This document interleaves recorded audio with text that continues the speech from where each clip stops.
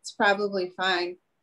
Okay, I do have it resumed. I'm going to try to continue to get to upload, but if you guys want to start, it might just lag on YouTube and I can upload the full meeting at a later time. Okay. Okay, are we all set? Yeah, We're I would officially think so. recording.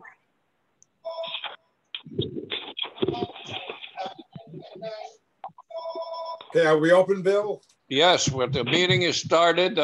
First thing on the agenda is Strawberry Fields LLC. Wait a minute, Bill. Before that, we have the minutes.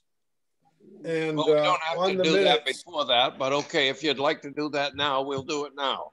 well, I That's guess how we Jim usually do Souza called me, and he was at the last meeting, so there's a correction, not Jack. So Charlie, make a correction on that Jim Souza was present and not Jack. Oh, okay. I have another correction. Okay, so under item 1 on the minutes for 1361 Main Street, the discussion. Okay, there was also fill and a fence in the buffer zone in the no touch. The shed, yes. Okay, no, fill and a fence as well. Okay. Just minor details for the minutes, that's all. That's what, number 3? No, it's number 1. Okay, I'm in the wrong spot. Gotta go back one more page. Under agenda discussion requested by the agent. Okay. The trees have been removed and the shed is installed in the buffer zone. In the no touch zone. As well as gravel fill and a fence. A what? As well as gravel fill and a fence. Okay. Thank you. Got it.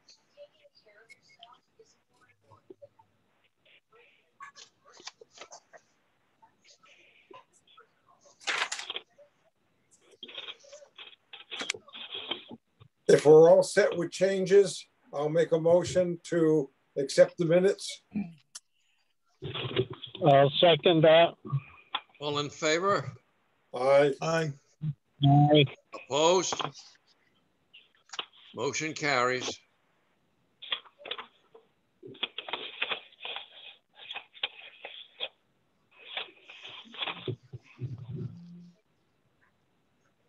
Jack, second that? Yeah, I second it, Charlie. Okay.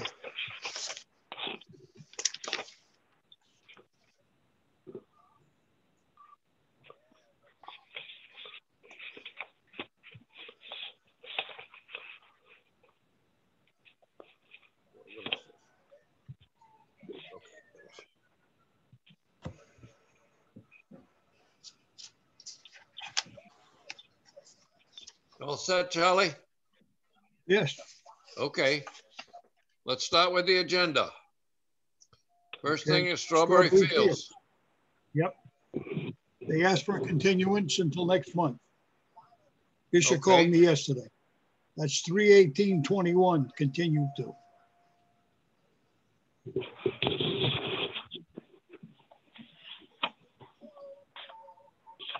I'll make a motion that we continue the hearing until 3/18/21 as requested. I'll second it. All in favor? Aye. Opposed? Yep. Motion carries. New hearings, long-built homes. Charlie, Lisa do you can want? handle this one. Yeah, okay. Yes.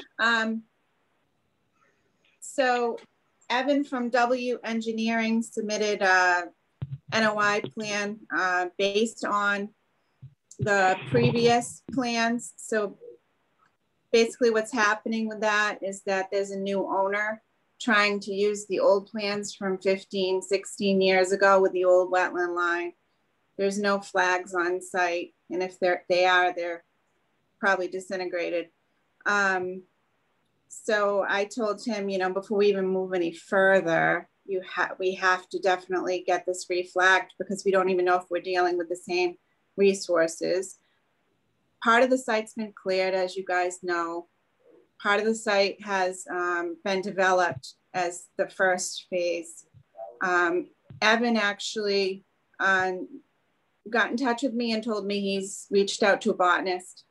I reminded him that now is not the best time to be flagging a wetland. They need to wait until the snow's gone and there's some spring herbaceous vegetation. So that's going to be continued. He requested the continuance. In the meantime, he's notifying the abutters. And I drafted a new abutter notification that includes the COVID guidelines and procedures, so people are aware and know how to watch the meeting and see the agenda and all that safely. And that's it. They're continued to 3/18. Lisa, do they have to do a new filing to get a new file number? No, I don't think that's necessary. Well, they actually did do a new filing. They didn't, you mean last month? I mean last week? Sorry. Well, no, you said that this is was started 15 years ago. Oh. And was not finished. If they're going to go beyond that now, the other file number has to be dead. It's no longer active. They have a new file number. Oh, yeah. They do. Okay. Yeah. Very good. They do, but they actually they had filed numerous extensions with you guys over the years, and then it finally just expired. In any case, there's a new applicant here. The engineering firm did sit in front of the Stormwater Committee briefly to discuss fees and procedures as far as moving forward with stormwater, and the Stormwater Committee reminded them that they do need to, you know, fulfill all the requirements, current requirements.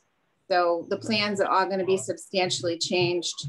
Even though we have a copy that they've just submitted, they're going to be substantially changed. But if you guys would like a copy of any of the ones they submitted, they're at my office. I think I gave Bill a copy. I haven't given anyone else one. Okay, so that's going to be continued to 3/18. Correct. Okay, we all set. I'll make a motion on that then. Okay, I motion that we continue Long-Built Homes to 3/18. I'll second that. All in favor? Aye. Aye. Opposed? Motion carries. Charlie, why don't you expand a little bit on that call from Matt Costa? Yeah, I'm trying to get my video back and I'm not having any luck, but you can hear me, well, that's fine. We can see you. We can see you, Charlie. Okay, good. Matt Costa, well, that's a complicated problem, but what's happened is he's written a report to the selectmen at their request. And in the report, he says that we don't have a very good chance of winning this thing. That was his advice to the selectmen, was to not allow us to go forward. But it's more complicated than that. It started a couple of weeks ago when they asked the town accountant whether we were able to use the funds that we wanted to use. And he claims we can only use them for purchasing properties. I emailed him right after I read his reply and told him we spent over $125,000 of that money not buying property, but defending a decision in not allowing the previous applicant to, we didn't issue an order of conditions for it. We denied it. They appealed it to DEP. DEP approved the project. We appealed it to the adjudicatory board of DEP, and they killed the project. But they only killed it after we spent well over 100 grand. Now we're right back in the same boat again, dealing with the same property. And if this plan is even more onerous than the previous plan. He right up against wetlands. He's going to kill two vernal pools with the design that he's got right now. Potential vernal pools, but under our bylaw would have been defended. The reason that we got into this appeal process was to see if we could get the ZBA to unwaive the waivers they granted for our local bylaw. But we'll never get a chance to do that now. The site's also Where we got? in an outstanding surface water protection zone, unique complex of species habitat. Nova Armstrong wrote us a report in 2018, basically saying there's no way to accommodate this site. The damaging impacts to the critical resources are going, it's going to be devastating. So I think this deserves a little more attention maybe on my part now. I think I want to bring it to the selectmen's attention that this site is just loaded with rare species. And there's a reason why they should, being the town, maybe fight it. Maybe we can't fight it, but maybe the town can, because they do have the land, adjacent land, correct? Is that what the town council had said to you? Town council feels that our parcel is really not an abutting parcel, or we're not really owners of the parcel. We can manage the parcel, but the town of Dayton owns it. Right. And he's interpreting the ownership part so that we really don't own the property. And it's not really abutting the area they're working in. There's a huge wetland between where we are and where he's building. Right. One that he plans to give to the town or whatever he claims he's going to do. But they voted at the last meeting not to fund the appeal. Okay. And one of the selectmen was already opposed to it, former ZBA member. Nancy was ambivalent, but she seems to have switched right over to his side. So we're doomed anyway. It's 2 out of 3. Okay. The abutters are fighting it, correct, in court? We're still fighting it, yes. Yeah. I had a quick question. I think if we were part of the appeal, it would have helped, but it's not going to happen. Kevin, go ahead. So I was just wondering, with the peer review that was done, did the engineer come back with any modifications to the plan that would actually help out with these situations? You mean this most recent modification? Well, Yeah. see, that's the problem. Marty didn't get a chance to review any of it because they submitted the revised plans to her and then never paid, you know, replenished the 53G account until Tuesday. So she hasn't even looked at it. We don't even know. Yeah. Well, hopefully they addressed, she had quite a few concerns on that. Hopefully they addressed that, which would help the board feel a little better about this project. Yeah, let's hope so. Well, certainly we would have, at the least, we would have input into recommendations, which could be quite strong. But we still have the Wetland Act, and we're going to be working on the order of notice of intent right through. And according to from what I get from Marty, they've made some revisions. How serious, I have no idea. But I know that they made revisions to the plan. Have you seen the plan, Lisa? No, I haven't even looked at it, Charlie, because, you know, I feel like the ball's in Marty's court with that, and I have kind of have my hands full, but I will look at it. Has she sent us a copy of the new revised plan? No. Has Bishop? And yeah. I thought they had the sent. original plan. I'm sorry, you're breaking up. I said, we have the original plan on file. Right. We don't have a copy of the revised plan. Right. Okay. Well, according to Matt's communication with the selectmen, he's going to stop the appeal for us anyway. And he's, in his letter to the selectmen,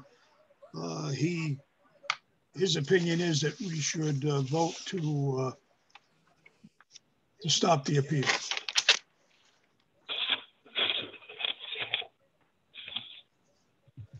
Well, it's pretty obvious that, you know, we don't own the land that abuts the property. No, so we have complete control of it. We can't appeal the decision. Well, we got to, we can't do that. So we got to reverse delete our decision. What bothers me, Bill, is that the same account that they claim we can't use the funds from is the same account that was drained with the last applicant when we appealed it. Right. It was okay to use it then, but it's not okay to use it now. That's true. Bull crap. Right.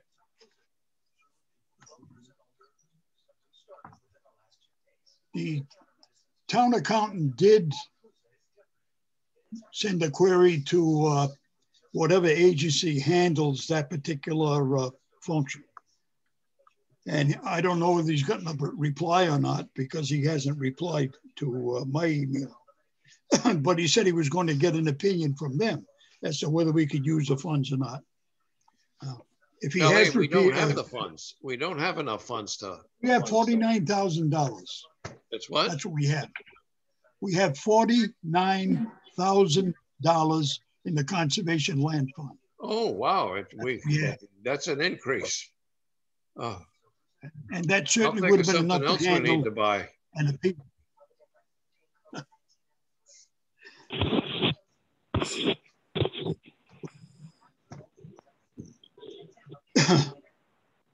All right. Any more comments on this particular situation? I know. I feel we need to withdraw our appeal, our decision to. Could we wait another month to see what the decision is by the town accountant? We surely could. Who?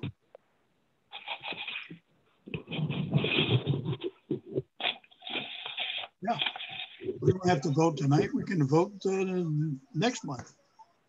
Yeah, let's move it out a month just to see. Where do we get another opinion there from accountant? Sounds like a good plan.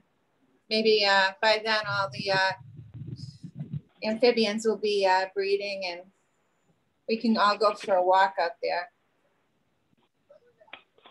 Yeah, March is still going to be early. Yeah, well, like I say, let's put it off for a month. Okay, I'll make a motion. Maybe we should take that 49,000 and invest it real quick. Oh, I'll think of something to do with it, Lisa. Don't worry about it. I'm joking, yeah. Make some quick money. In windmills in Texas. Yeah. I make a motion we don't vote on it tonight. We'll bring it up again in the next meeting, 3/18/21. I'll second that. Okay, we got a motion and a second. All in favor? Aye. Aye. Opposed? Motion carries.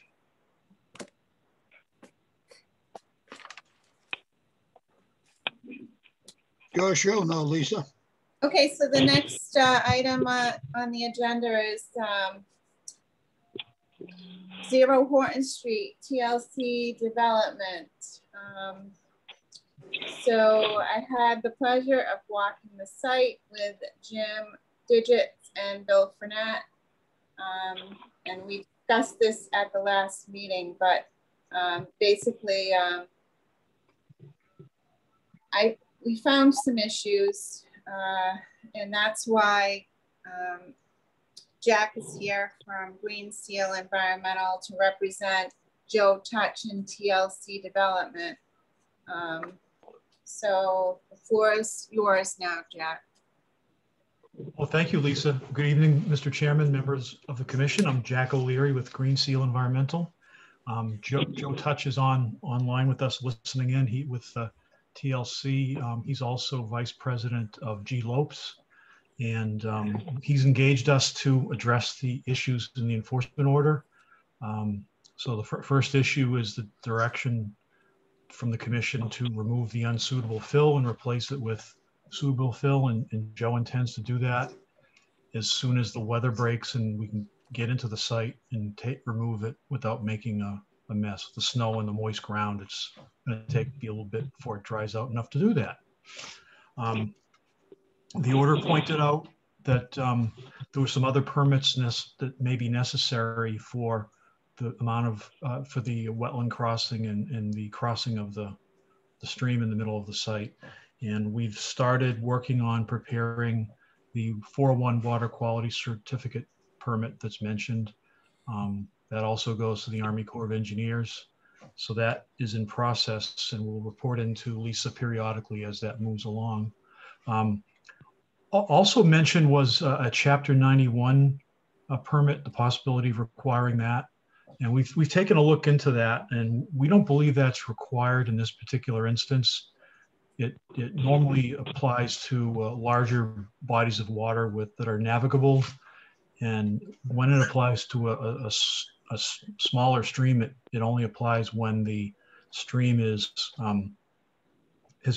public funds spent on it. And we don't believe that's happened because it's fairly small, and it's not a lot of public funds are expended on water courses for flood control. This isn't a 500-year flood zone, not a 100-year flood zone. And typically there aren't any public funds expended on those because they aren't considered really flood hazard zones. They're just something that the FEMA maps for convenience. And the stream does not appear to us to be navigable. We did look at it. It's fairly shallow, fairly narrow, and it wanders through a wooded swamp, which makes it difficult to take a watercraft through it. And also, we did run the stream stats analysis from the U.S. Geological Survey for bank full conditions, and it more or less matched what we see out there, about a 8 or 9 inches maximum depth and about a 10-foot wide water course. So we believe that does not apply, but we were prepared to discuss that with you now or in a site walk. So, okay, I have a comment. You frequently use the expression, "we believe." Yes. Okay, I would like to see it in writing that it doesn't apply, whether it's from the agency itself or in the guidelines that would strictly eliminate it. So I don't want to go on belief. I want to go on documentation. Okay, I'm saying we believe just because I don't want to be argumentative. We're pretty certain about it, but but we certainly want to hear what the commission has to say too. So point taken. Great. And so the 401 water quality permit application, that's in the works, correct? That's correct, yes. Okay, so the reason, guys, the reason they need that is because of the fill in the outstanding resource water areas, and it's over the 5,000 square feet of fill. Exactly, yeah. Though because it's an outstanding resource water, any amount of wetland fill requires the 401 quality cert. So, right. For sure, that's the impact of that designation. Jack, if I could, this is Joe Touch. If I could hop in for 1 second. Of course, yeah. Thank you, members, and Lisa. You know, when we got the order of conditions, Jeff Tallman was working on this project due to the complexities of this, and Jeff kind of his company kind of expanded. Site Tech was purchased by somebody else, so I engaged Green Seal to do this work. I didn't know that we needed these additional permits. Obviously, if I knew we needed them, we would have got them. The fill oversight, we use that crushed brick material all the time in town. Lisa and I spoke about it, and it will definitely be cleaned up. It was a pretty dirty back over there. Yeah, it was much more than that, Joe. I mean, I'm not being argumentative about what it was. No, can I just speak for a moment? I collected pieces of it. Okay, there are wires, rugs, construction debris, brick. That's minor. Glass. Okay, ceramic, tile. I mean, bordering solid waste, I believe. So well, it is a recycled. It is a recycled product that. And I'm all about recycling, but in this case, this is not the area to be filling with that stuff.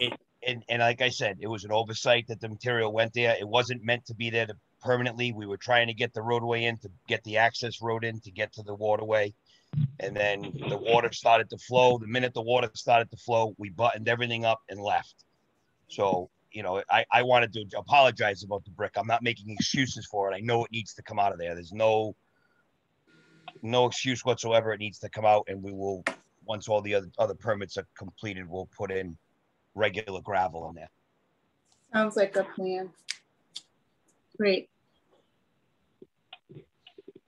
Okay. Now, that gravel that will eventually go in will come after we release you from the enforcement order, because you have to have the other permit. If you can't get the other permit, then there's a problem. But certainly the dirty fill will come out. And then before anything else goes in, we will authorize it. Understood. Could you just do me a favor and, contact me, give me a few days notice, 2 or 3 days notice before you plan to take that out, so I can go check it out as well. I don't know how, we're going to get to the other side of the stream at this point with that. If you're going to put a swamp mat down, I think we should just probably wait for the other side. What do you think, Jack? Wait until the low flow period? Yeah, wait until you got to wait until there's no water, flowing in the stream, and when it dries out, then you can. Well, cross. It's a perennial, Bill. It's not. Yeah, I know. But it'll stop flowing in September, August, September. That stream only stopped flowing last year because we were in a drought. So that's not actually true, Lisa. Okay, well we're not discussing that at the moment. This is not on the table. What I'm saying is we should wait until the water levels are lower before we bother taking the fill on the other side of the river. That's correct. So can we address the intermittent versus the perennial issue? No, we can't. It's a perennial stream. Okay. I mean, it's on the maps. It was approved as such, and that's not up for discussion right now. It's more of a question for me, but I'll just let Jack handle it. Thanks. Well, we're going to be looking into that. I understand your position, Lisa, and we'll be in touch. But just to be clear, the stream work can take place without the stream being dry, because it sounds like it's not likely to be dry in a normal year based on what you're saying. So we can just wait for the water level to get to be less than spring flows like it is next few months. So maybe yeah, I mean, just not in the spring would be better. Correct. Yeah. Okay, just want to make sure that I understand that.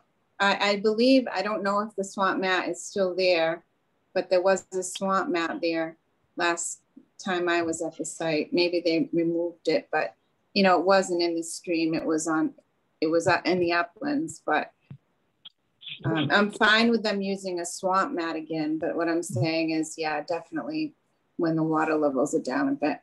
Mm-hmm. Yeah, when I was there, there was snow cover. Joe, go ahead, Joe. we never crossed that. When that was dry,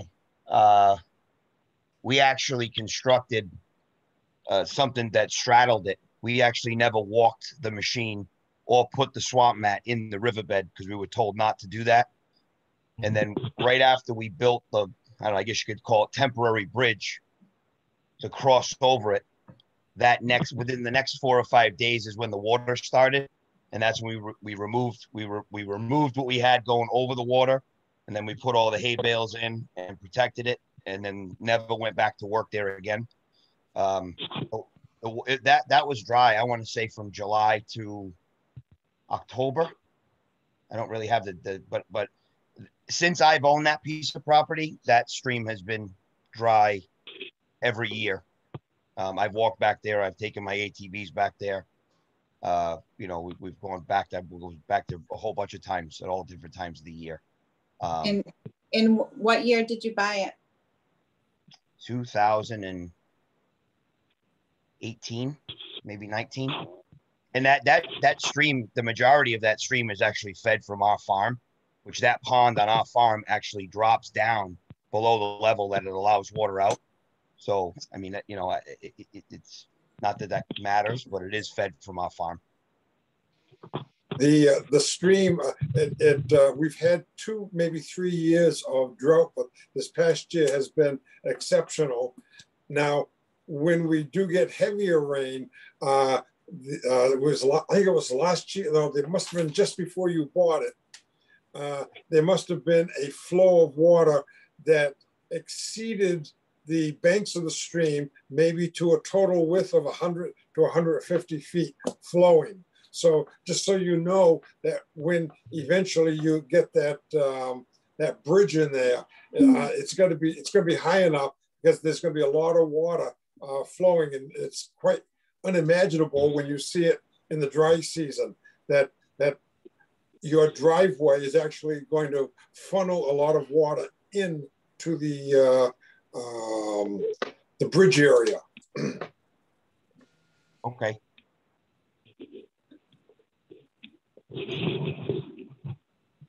Okay, Jack, I'll get back to you on a day we can go take a look if you want to walk out there. I was just hoping that some of the snow would melt a little bit.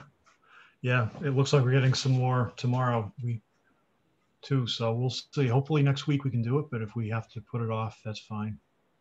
Yeah. Jack, what process do you use to show the regulation that you believe allows us to not do the Chapter 91A?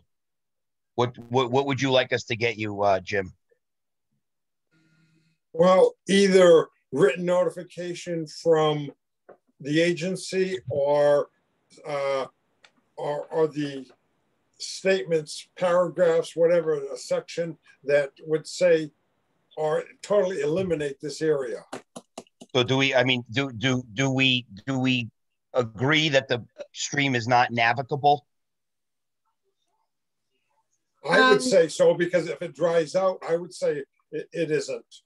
Jack, well, that's one of the criteria that we would need to meet, correct? It is not navigable. Yeah, and it's if it can't support a boat with that's paddled or has an outboard engine, it's generally considered not navigable. Well, that boat would have to launch from our property. Prepare that statement then and have it for us. I just want to make sure, Commissioner, that we satisfy you guys, with that. I don't want to, if I don't want to cause any more pain for everybody than we have to. I just want to kind of fix this and get it behind us. Yeah, I think Jim was actually just looking for if you could get a quick letter from someone, Waterways license letter, just saying, and I don't know that anything's quick having to do with the state. So that was my concern. Nothing's quick these days. That's my concern too. But we how about this? How about if we put together a more detailed letter with the citations from the regulations? That's fine. I think that would work. Yep. Thank you, yeah, Jim. That would work. Mm-hmm. Thank you, Bill. Appreciate that.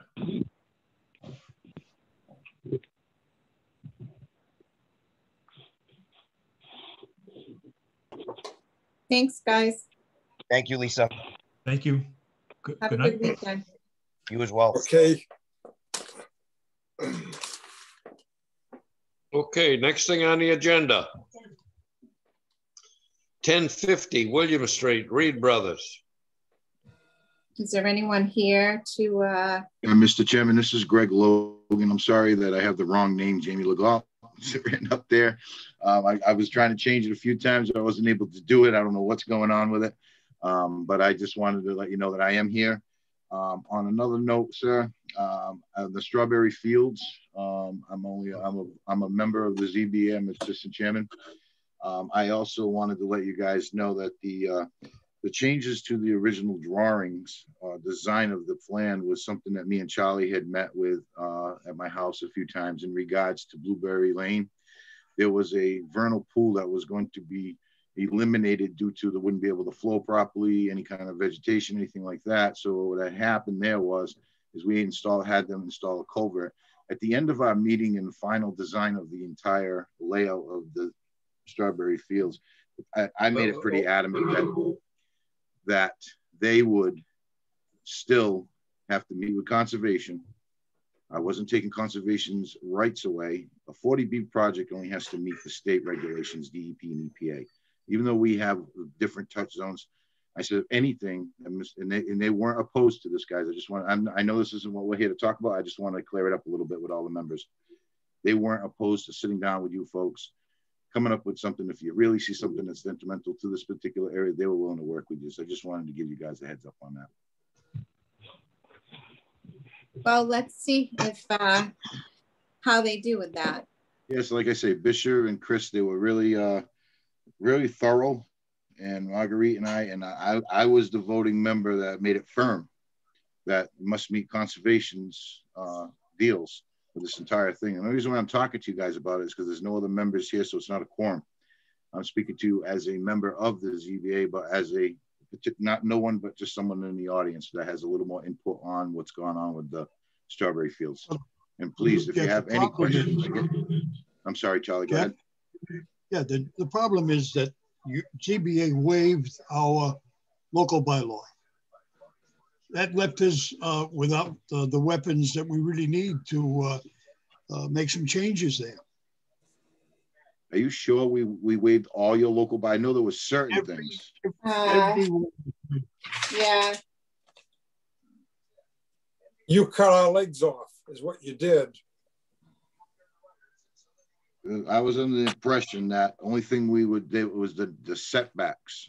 That's the concerns, that the only thing that we were. Well, can you do us a favor and get us a copy of your decision so Absolutely. that we can. Now, Kerry Easterday is going to be our new secretary. We lost our secretary that was running our department. He had moved on. I will reach out to Kerry. Obviously, they're closed tomorrow on Monday. I'll see to it that you get the revised, updated drawings, the decisions. The last decision I saw, Jeff, we were axed. The planning board, the conservation commission, all of them were waived. Well, a comprehensive permit means, now I reached out to all boards, me personally, because I was the person that had to deal with Fisher and all this. I reached out to all boards. A comprehensive permit means that the ZBA has to act on behalf of other boards, not taking all their rights away, but what it does is planning board, they came and gave what they were looking for. We took in consideration. Conservation, I sat down with you, Charlie. You told me a few things. You weren't liking a lot of it, but you told me a few things. You're only one member of the board. I asked for letters. I asked for things of this matter. We pretty much didn't get nothing except for what you and I talked about, Charlie. Also, like I say, the Board of Health had some issues, questions. Stormwater had issues, questions. All came in. At the end of the day, they all gave us their okays. As a comprehensive permit, it's all departments to the ZBA. Unfortunately, that's where at that moment in time, that's what we had. And it was out there for months for the departments to get the information they were concerned with. And obviously, Charlie, you and I did talk about a lot of your concerns. And obviously, you're like, this one's right in the backyard of a vernal pool. This one's right here. And so I said, well, when they come in front of you, and I know Bisher and Chris both know that at the end of the day, I told them that conservation is going to be your biggest hurdle. And if you're saying I can't make it's not going to be the biggest hurdle because we took your rights away. I'd never seen that in the decision. I'm gonna reach out to Marguerite on that and see what's going on about that, because that's not how I was under the impression. That's on that matter. I know that's not what I'm here for, and I don't really want to get too crazy. I would like to come in and say one thing, that sure, if you give us a letter as well as Strawberry Fields saying that they must comply with the Dayton Conservation bylaws, I would be very happy with that. Jim, unfortunately, at this time in the game, it's too late. I tried to get those things, information to come into the board. I asked for them to be at the meetings. I did. I reached out to members of each department. Lisa is new. I never had Lisa to deal with. I'm just saying to you, I did try to do that, Jim. It's too late now for me to do that. I wish I could for you. Yeah, if I could, I just think that with the peer review, that's when we observed more issues, but it was already too late in the game, looks like. Well, Yeah, no, we like had Marty's peer review in 2018, so I'm really confused. But I will do that for you. I'm going to reach out to Kerry. The only thing that's changed on it, Kevin, is that strictly from what I can see is a couple of the road height elevations was raised 6 inches, and there was a culvert put in near the Blueberry Lane to keep a vernal pool that was encapsulated with roads all around it alive, so that it can go outside and exit. And at the end of that, and again, it's in our decision, and it's also on record that Bishop said he would sit down with conservation if there's some other major concerns to keep vernal pools alive. He's willing to work with us. That's all written. You can get all that. It's all on the record. But the problem with this is that you don't just protect the pools themselves. When you're protecting the habitat, you have to protect the upland around it.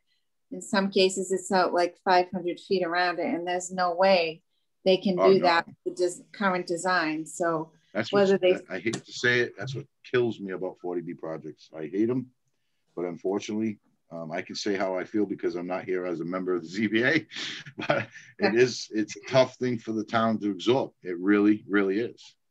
And I don't want to say too much because I don't want to get myself in any kind of situation, but I'm willing to reach out to my department, office personnel, make sure, Lisa, you get the updated paperwork. I'll make sure the full decision was sent to you guys. You guys can read it.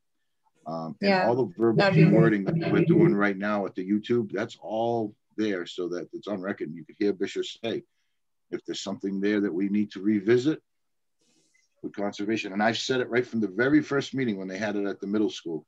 Their hurdle isn't really with the ZBA. Their hurdle is with conservation. So I said it from meeting number 3. And again, we have reached out to all departments. And we did reply. Greg, this whole project was shot down with the other developer. Correct. There was all kinds of issues. It went through court. We won. Then the next thing you know, I got a beef with those guys.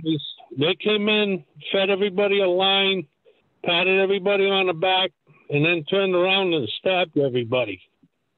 And like I said, it all went through. And here we sit again, you know, with more houses than we had before.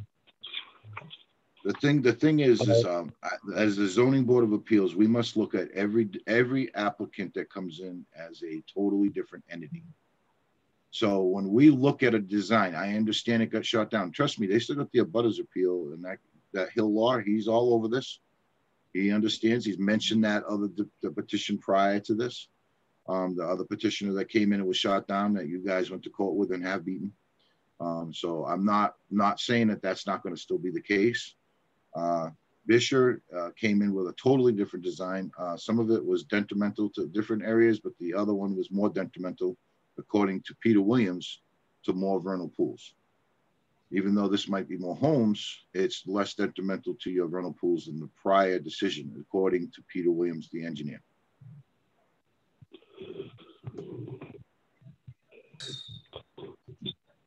I know it's a lot to take in, and I have to go in front of you on another matter, and I really didn't want to bring it up, but I wanted to let you guys know. I was listening to you talk, I'm like, man, I want to be able to help out, but I just want to let you know, ZBA will do anything we can for you.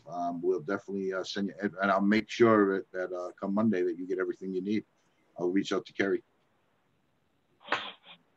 Thank you. I appreciate that. Well, I print in Kerry's office, so. Oh, there you go. It'll work out. I can get it from her that way.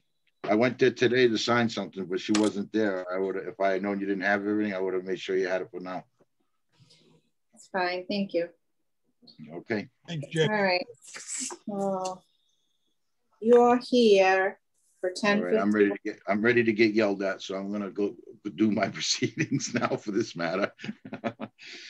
All right. So good afternoon, Mr. Chairman, members of the board, Lisa. My name is Greg Logan. I work for Steve Reed at Bluestone Construction. He's asked me to speak to the board on this matter. The Reed family last year had a lot going on. One of the cornerstones of the family had passed away. Had cancer. They were fighting it all year. I got a letter that was sent on my desk. Got it last week, and it was post-dated back in September. So I have this. I asked Steve if he'd like me to reach out and try to, he goes, yeah, can you see what you can do with this? So that's why I'm here right now. So I want to continue on. So as you know, the Reed family owns a lot of farmland throughout the town and areas around here. The property on William Street that is addressed to this letter has a large field at the end of the Cartway. This field has been dormant for many years, several years now. I don't think they farmed it until 2016, so it's been sitting a little while. The cart path had grown in so it wasn't even passable with trucks or tractors. Steve asked one of the employees to open up the path with the loader and a guy in the bucket cutting the overhang tree branches. Upon clearing the path, the saw was cutting it. The branches are a form of bamboo, which I talked to you about, Lisa. It's not bamboo, you said another name, but it's something similar. So as you're trying to split and chip it and cut it with the saw, it was going everywhere and it was getting in people's faces and eyes. So the operator of the loader took the bucket in a few locations, laid down the brush. If you go there, you can see that the brush has been pushed down on top. It's bamboo type product on the edges. He didn't dig any of the vegetation. As I stated, it's only to gain into the existing farm field. They have no intention on changing the existing cart path, which is within the 100 no touch zone in multiple locations. Not the entire path, but some of it is. This field may be rented to a farmer for this year's harvest, and that's one of the reasons why he opened it. And the other thing that they do up there, Steve, they have, they're all connected with ET Landscape, and them. They pretty much put their lawn clippings and leaves up back in the field there for compost up in the very back. So they haven't used it in a while, but now they've been trying to go in and it's been just overgrown. And that's the reason why we're here now. The guy in the loader got a little carried away by the street in one other location, but we haven't changed the angle of the cart path. Cart path is still angled. It's still got the two culverts on either side of the cart path. We haven't done anything like that. And I'm not here to make any excuses. I'm just telling you what the story was and how it went down. Okay, can I add to that? I mean, Sure. So that work in the cart path, expanding that cart path is not only in the buffer zone, and it's in the riverfront to the Segregansett River. Am I correct, guys? Segregansett River, right? Which is an outstanding resource water.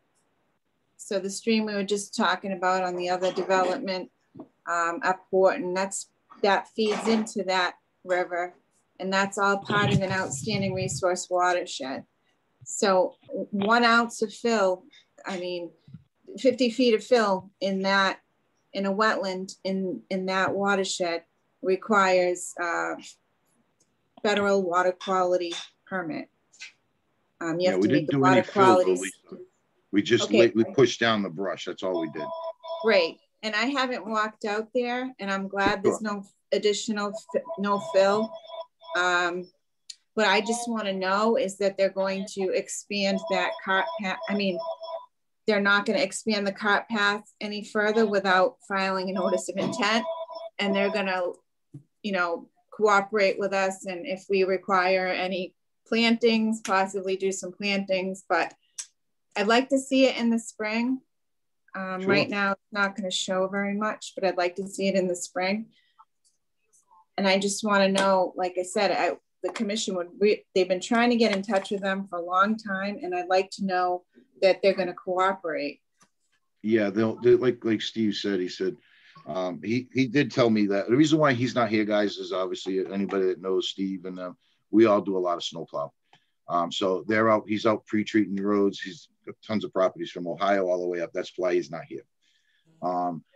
So I'm only speaking on his behalf, but his exact words to me, he didn't want to have to go get a person to do all the flagging. He says, Greg, I did nothing there. I just crushed down the bamboo. It's not like we picked up dirt and dumped dirt and moved dirt. You're more than welcome to come out there and take a look at it. Like you say, Lisa, or any members of the board, just let us know when you want to go out. We'll go out and walk it. You can see it, but if you want to put some vegetation, say like a little bit here, I'm sure Mr. Reed is not going to be opposed to it. And again, I'm speaking on him in behalf to not getting back to you. His father just passed away with cancer. It's been a horrible year. It's been tough.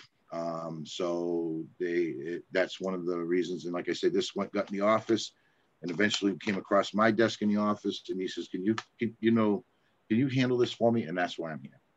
But I'm sure whatever you guys might want to go out and take a look and say, geez, but our intentions are not to change the cart path in any way. It's a windy path. It's still windy. Never got changed. Culverts are still on both sides. Down trees are still on both sides. You can see that it's old down trees. Nothing's been changed. It was just opened up. And again, the kid got a little heavy up by the street, which he got reprimanded on that after we got a letter and Steve flipped out on him. I don't even know if he still works for us anymore, but that one there, he says, what are you doing? He says, well, I couldn't turn around up there with the machine. He says, stay on the path. So that's what we did. Okay. When I had gone up there, there was definitely fill put in and into the path, and it was spread out on the path to make it more level. And some of the fill did drop on either side. Now, there's at least one area which the path is probably only a couple feet from the riverbank, and which makes it very dangerous to the water supply. And a huge area of it is in the wetlands. It goes through the wetlands, and this is why we are so concerned, because of the river being a source of water supply and the wetlands in itself. So that's why I was told there was no. I'm sorry, Jim. I was told there was no fill, but if you're saying when I saw it was all follow up with that. When I went up there, it was graded. The front area there was a huge area cut. Charlie, I believe you went up there as well. Yes, and it did look like the front area had been. It could have been dirt that he moved around, existing dirt, but it definitely wasn't packed and aged. It was new. Now, was at the very front? Yes. And was that and also year some of it went in as well. That path is about 1,200 feet deep. Yeah, I was told that all he did was take the bucket and back grade the path because it was washed out. But up front, if you're saying that there was, I'm only going by what I've been told. I'm not making excuses. Okay, well, let's just say Lisa is going to be going up there when everything, the snow melts and it gets better. And Lisa will be in charge of that afterwards, right, Lisa? Yeah, I mean. You have my number, Lisa, right? You can call me at any time. Yeah, I have your number in my email. I believe it's in the email, hopefully. But, I mean, it would just be, I know when we spoke yesterday, what you said was he didn't want to do anything and he doesn't want to cooperate, or he's going to threaten us with, a 40B or something. Well, what he told me exactly, so what I'm going to tell you exactly what he said to me. I'm not going out and spending thousands of dollars for a bottomist to tell me that I didn't do anything when I know all I did was do my cart path. And I have all my rights to use my cart path word for word to go to my backfield. It's a farm community. We adopted that, and he understands it's in the eco area of that cart path was existing prior to the Wetland Protection Act. Then he said, and going further, he says, you know what? And he says, when my uncles all die, and if it wants to get bad enough, I'll just build houses back there. We all know we will. that's nothing I don't want. I know you guys don't want, and that's just a threat. And I said, Steve, I'm not even bringing that up. That's stupid. You know, that's Steve. Steve's just aggravated about the whole thing. He was mad because the guy got a little carried away with the machine by the road. I can tell you that. And that was an ugly scene. I think that happened probably in July or June. It was pretty ugly at the office. You know, if that's all it is that he's going to farm, I mean, I'm sure this is going to be very easy to clean up. I mean, clean up the situation. Yeah.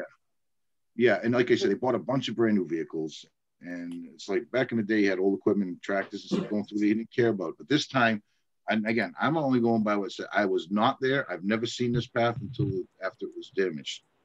I went in there. Why aren't we hearing from the Reed brothers themselves? Why aren't they explaining to us what they like? Lenny Reed will not meet with you. Lenny Reed will not meet with you. He was disgusted that all happened. He was disgusted at the that you guys sent the letter to his house. I think somebody went there and he got a little out of control. So Lenny Reed's all set.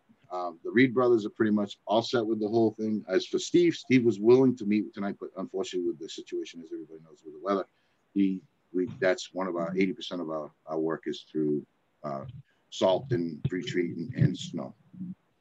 But the Reed brothers, the last one that's left is only Lenny. So you're representing the Reed brothers at this moment in time, Bill. I'd like to make a comment if I could. Sure. I don't know if everybody in the commission remembers, but Steve Reed did file a notice of intent. He planned on building a house back there. Right, I remember that. He planned on altering the driveway. That fell through. So I mean, he was going to build his house. Aware that you can't make alterations in that area without filing with the commission. I'm sure that would have been the first step and the right step. And Charlie, I'm not making excuses for him. Like I said, he was going to build his house. He was going to build his house that he built on Horton Street there. Yes. And then it was cheaper to build over on that one that he's at now. That's why he wasn't able to widen his driveway enough to satisfy the fire department regulations. That's why he doesn't have a house back there. That makes sense. That makes sense. Yep. Okay, so our intent, if you want to, get this message back to them, well, our condolences, and that's why the commission delayed getting back in touch with him and trying to reach out again. But our intent is not for him to, proceed with unnecessary survey costs and everything. I don't want to, encourage him to move closer to developing the property in any way. We just, want to make sure that we're not expanding that cart path next to the river and in the BVW. So we'll take a walk. We'll set a time after the snow melts. We'll walk it. Whoever wants to come can come. And we'll, as long as we don't have a quorum, we can all, No, I went out, like I said, I kind of overstepped. I reached out to Outback Engineering. I was going to have the bottomers come out, and that's when Steve flipped out. I am not doing that, Greg. Talk to them. This is not, I didn't do anything over there. But again, I think that we can resolve, like you're stating, Lisa, and the members of the board, I think we can resolve this on the next time that the snow is melted, whether it's June, July, August, before May, April. I really don't care. As soon as it's open for you guys to go through, give us a call. Steve will be present. You guys can talk to him at that point and say, look, Steve, this is what we want here. This is what we want here. And don't do it again. And that's what he's willing to work with. Sounds good. Thank you, Lisa. You guys have anything else to say? Or no, I don't. The enforcement order was explicit. He needs to file. Which one is this now, Charlie? Yes. When I issued the enforcement order, both brothers were still alive, and they were not very happy when I approached them, and they told me what to do with the enforcement order. But they took it anyway, but not without telling me where it was going. They never planned to do anything that was. I want to apologize, Charlie, because I heard that and I was mad about it because I'm on a board and I know people don't. I understand the hardship. I understand what you're. So tell me what you want him to do, make a file for. No, right now I would say. It tells him what he needs to do. He needs to file a notice of intent with the commission. That's if he's going to do any more work, Charlie. If he's not going to do anything, he ripped up vegetation right along the riverbank, expanded the entrance to the thing beyond what it was. It's not a cart path at the roadside anymore. It's a little parking lot. And all the way down that cart path, he pushed trees here, there, and everywhere. Uprooted some, ripped others. I mean, it wasn't just a little cut. It wasn't just a trim. It was a blatant operation. They really,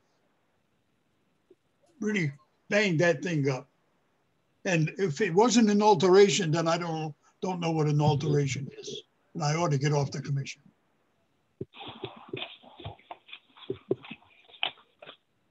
Okay, shall we continue this until we are able to view it? Yeah, I mean, I think we need to view it in the spring. Yeah, I agree.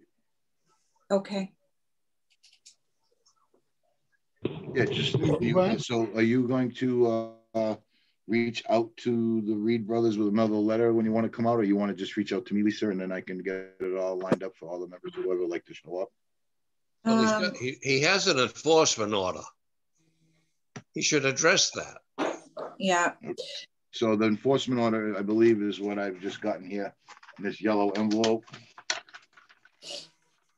And it was telling them they wanted alterations made to the existing cart path within 100 feet of the Saragansett River without a valid permit from Conservation Commission in violation of the Mass Wetland Protection Act regulations regarding the river. This is where Steve said, a restoration plan shall be prepared by a professional surveyor. He submitted, that's what he's like, I don't want to spend thousands upon thousands of dollars to do this when I know I didn't do all the damage that's coming out of this. That's why I think that, I don't know what part of, I mean, I can send, he's not going to do any more work like what you're stating, whatever's been done is, I guess we'll call it damages have been done, is the damages are done. We're not doing any further. But if there's something, you guys go there and say, just, you know, there was some vegetation here. I want this type of plant planted back here. I'm sure Mr. Reed would do that.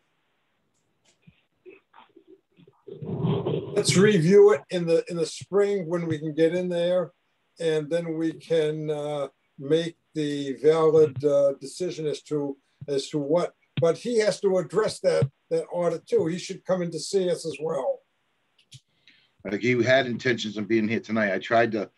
Again, the snow, that was what killed it today, because I sent him the connection, the email. He says, Greg, I'm already going to be gone. He does pre-treating, so that he's running all the crews on pre-treating. You know, we've been on the commission, several of us, for over 40 years, and we've been at these meetings, and we're here for nothing. We have never gotten paid, but someone who has violated the law says, oh, I got to go out and make money. I can skip anything I want and screw them.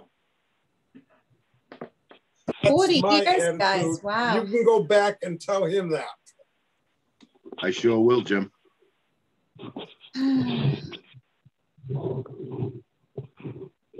He needs to enforce. He needs to address the enforcement order that he received. Yeah. It's, you know. I thought that's what I was doing today.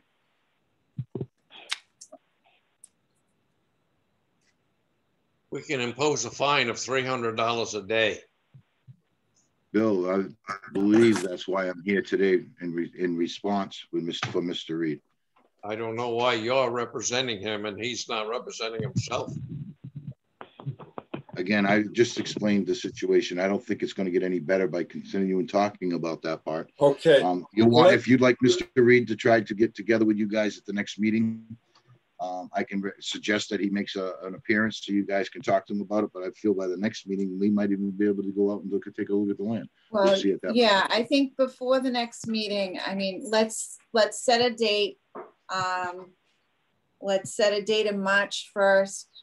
We'll try to get out there by March 1st, take a look at it, take some photos, determine if we want a survey done, or if we think it can be restored without a survey.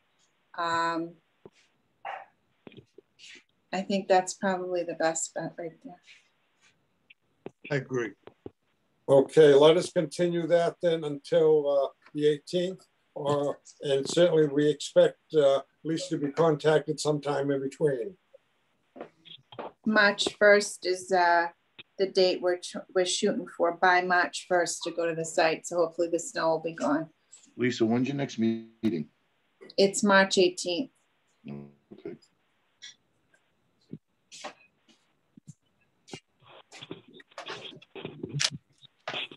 I think that's a good plan, because by the 18th, you'll already know. Right. We've got a pretty full meeting that night too, so. And hopefully I can figure out how to change my name. That's bothering me. I can't see my name. Jamie Legault. Yeah, I'm like, what the? I think you can do it in your, when you sign in.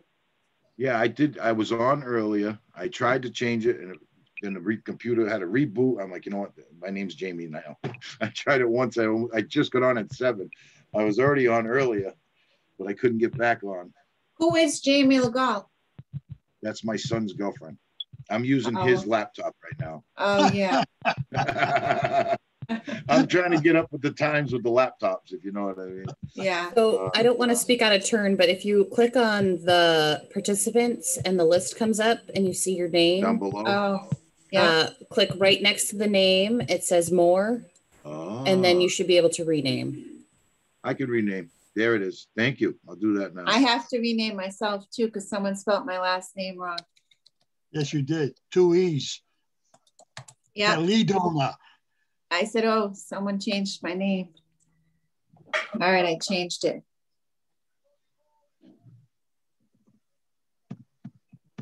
Okay, so are we moving on? Yes. So thank you. We appreciate the update. We'd like to hear from Steve, but okay. In the Thank meantime. you, Lisa. Thank you, Mr. Chairman, members of the board. And again, I will have Mr. Reed I'm going to see that he could be here on the 18th for this meeting so you guys can talk to him. Hopefully he could be there for the walkthrough as well. That way. Yeah, that would be helpful. You know what I mean? That would be more helpful than being at the meeting. So you're going to try for the walkthrough on March 1st, or you want to try to go before March? Let's try to get it done before March 1st. Okay, so cool. Why don't you give me a shout out at the beginning of, let's see a calendar here. March 1st is a week from Monday. Already? Oh my goodness. All right. Yeah. It's supposed to be 40 next week though, 40s. Well, let's shoot for Monday, March 1st then. Okay. Yeah, I'll reach out to you the Friday prior. And then we'll set up a time. Okay, I'll talk to you on the 26th. Thank you. Thank you. Thanks, you guys. Thank you again. You got it, my friend. All right. You too. Bye, guys. Bye-bye. All right, so I got a report on 2117 Williams Street. The Whites, they got back to me within the deadline. We had sent them an enforcement order, not an enforcement order, an enforcement letter threatening to enforce. Apparently, they were never made aware of their orders. So they did put, it's not a shed, but it's more like a tent type of structure in the marsh beyond the stone wall. They took down part of the stone wall that you guys had them put up specifically to delineate the edge of the no touch. So in this case, they were very cooperative. They said they'll definitely move it, but they didn't know if there were any other options to keep it there. And I said, no. They said, well, if they did, unfortunately, they didn't realize they couldn't do anything with the land beyond the stone wall, even though it's in the orders, and I sent them a copy of it. But they weren't made aware at the closing or anything.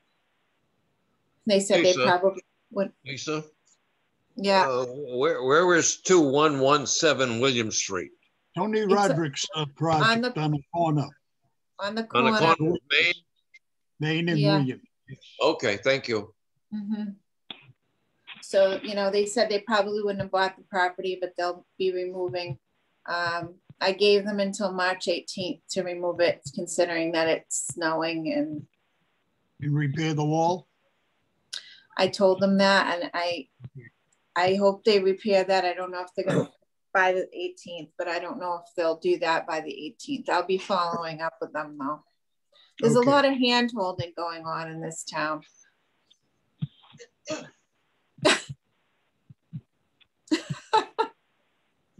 Really?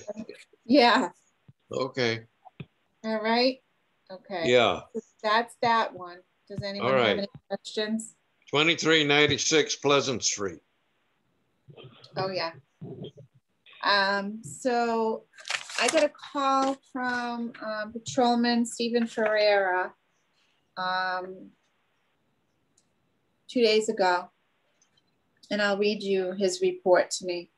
On February 4th, 2021, I was dispatched to 2386 Pleasant Street for a neighbor complaint. The complainant, Franz L. Kuchenbauer, explained the situation, which was mostly civil between the two parties. During our conversation, it was brought to my attention that the residents at 2396 Pleasant Street, the Beardos property, had been boating docks moved onto the shore line for the winter. In doing so, Kuchenbauer stated that the high beach grass near the wetlands were cut down. Kuchenbauer stated that the beach grass was illegal to alter or cut near the protected buffer. It's actually on the bank, and without proper authorization. In observance, and he says, I observed an 8x8 area, but frankly, it's bigger, which was symmetrically cut near the beach docks. I advised him that this was out of my scope as a police officer, but would contact and forward the information to the correct agency. I placed several calls to the Mass DEP to no avail. Kuchenbauer provided a phone number, and he has permitted me to forward his number to the appropriate agency to look into this matter. Thank you in advance for your assistance, Patrolman Stephen Ferreira. So I went out there yesterday, and they definitely cut. They have a float that they brought up, and they have a dock, right, Bill? I had Bill come out and meet me a little while later just to look at it all, but they cut some woody vegetation, which is quite disturbing. I'm not as worried about the Phragmites heads as I am about the woody vegetation.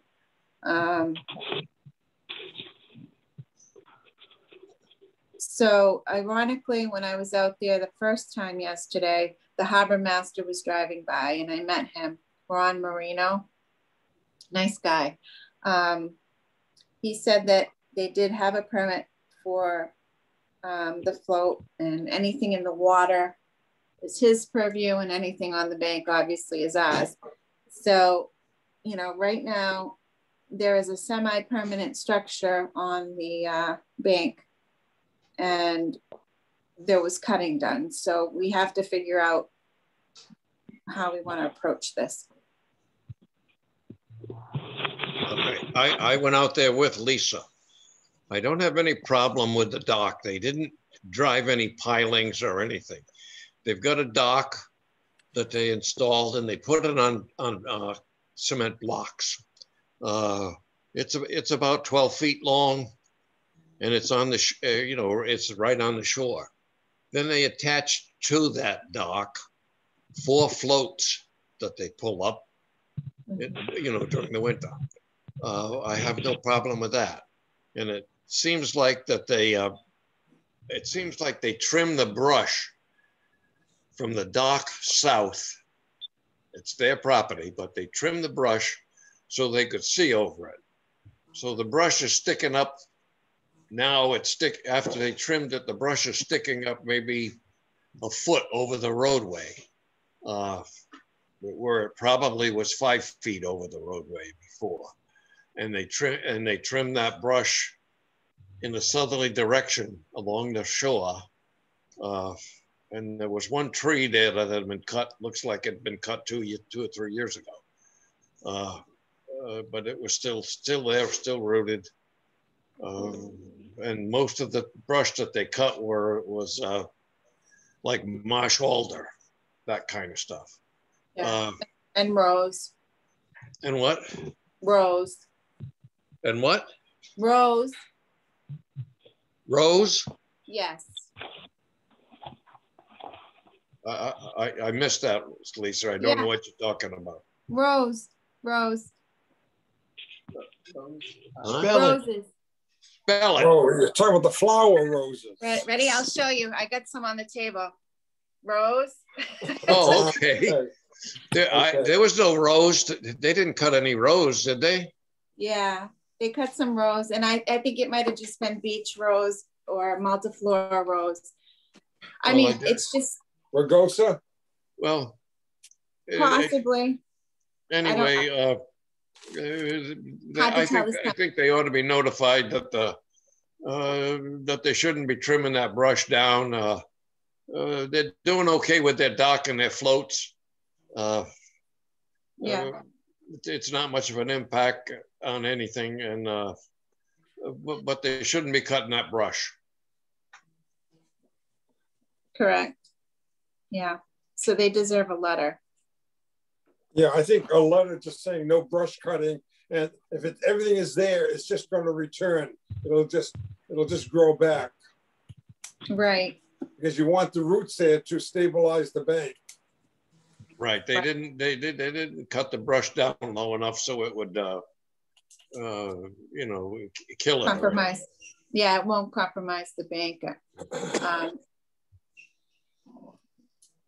You know, I don't know if you guys see problems like this along the bank and anywhere else, but let me know if you do.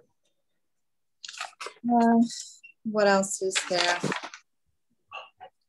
Oh, we still have to talk about the budget.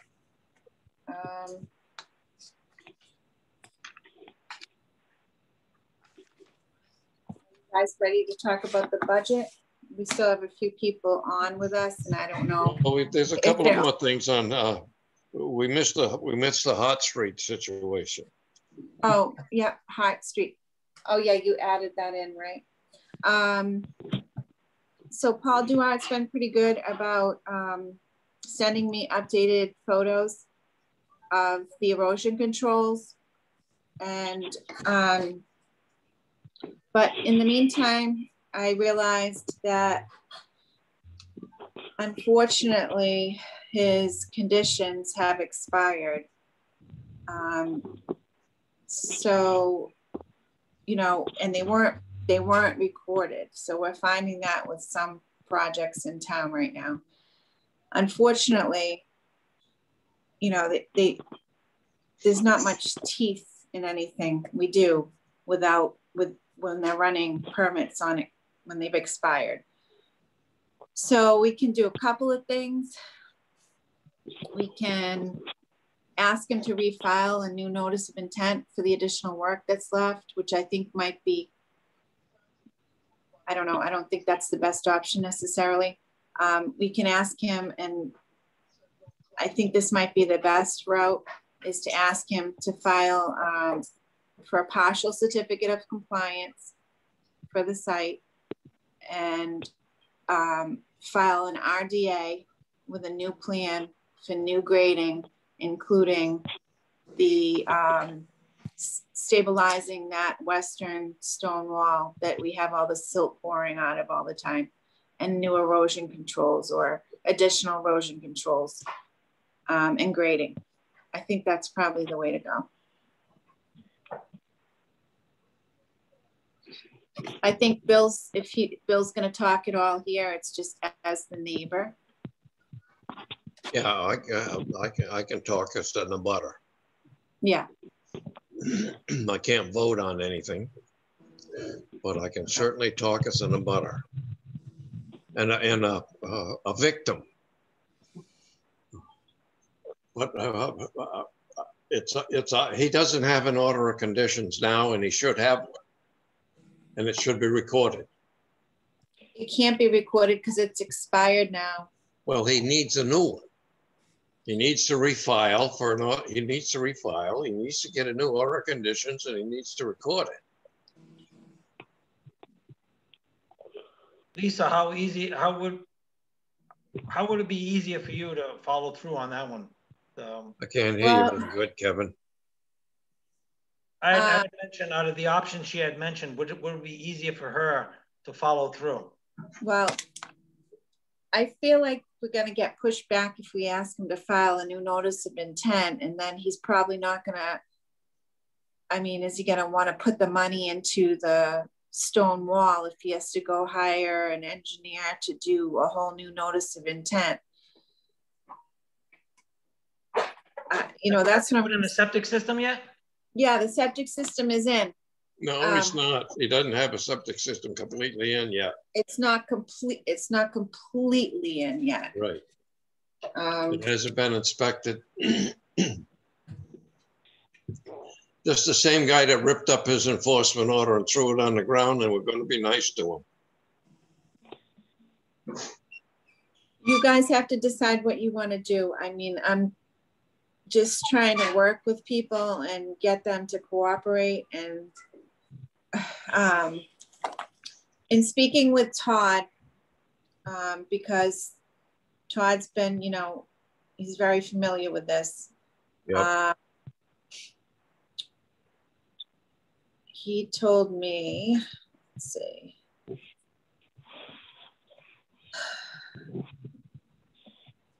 He hasn't inspected the system yet. This is Tuesday. That he thinks a partial would be in order, partial certificate of compliance.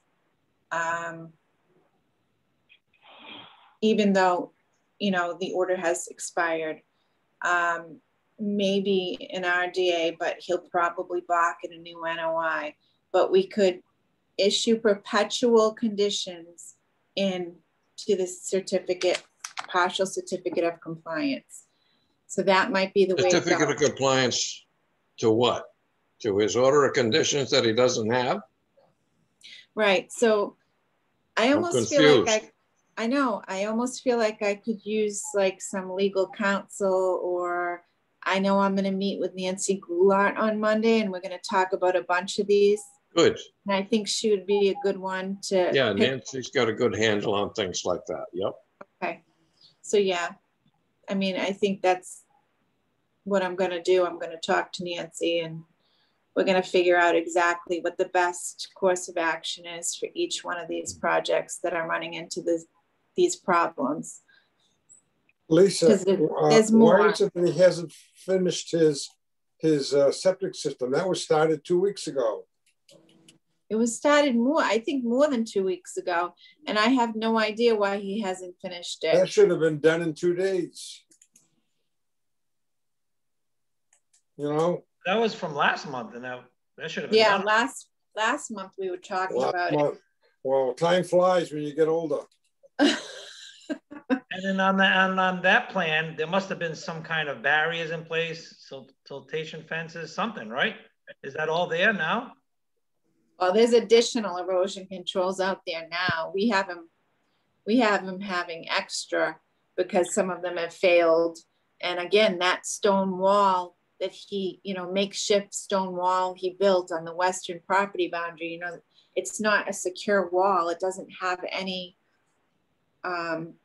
concrete. It's not a wet wall. It's a dry wall, I guess. Yeah. And so, you know, all the silt is running between the stone and just running off the site. And that's where we're having the biggest problem. So I would really like to see like a grading and landscaping plan to make sure this is done right. That's what I really want to see. That's not going to happen until after the ground thaws now. I mean, I don't know how deep the freeze is, but certainly the ground has been frozen, and now the snow is going to insulate that. Right. So, but in the meantime, he could have someone working on that plan. I'm not familiar with the site, but is this septic a mound, and is the grading causing more problems? Yeah, so the septic is a mound right now, but it's gonna be much less steep a grade when he's done with it. Right now, I mean, you should go check it out. Maybe. Yeah, I'm gonna go check it out, and I'm curious to see if the engineer, when he first designed this, took that into consideration, if he's gonna cause more of an impact. Yeah, I mean, if you want, we can go out there together. That would be great. Sure.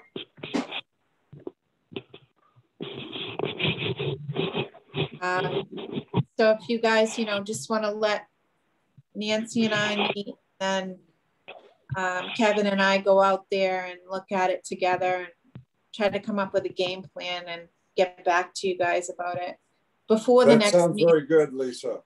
Okay. Idea, Kevin. What else is on the agenda? Do we have any? Oh, the budget. Budget. Okay. I sent you guys a copy of what the accountant sent me. I don't know how to get. I don't know how to get the copy that you sent me. I just handed my phone to Sylvia. She's going to be looking for it. Okay. But That's you go ahead. enough. Go ahead. Okay. Okay. Don't give her any more work to do, Bill. Oh my God, my least favorite work, right? It's fine, Sylvia. I found it. Okay. It says ledger history variance. No? Yeah. That's it? Here you go. Yeah. I'm going to need a pay after this.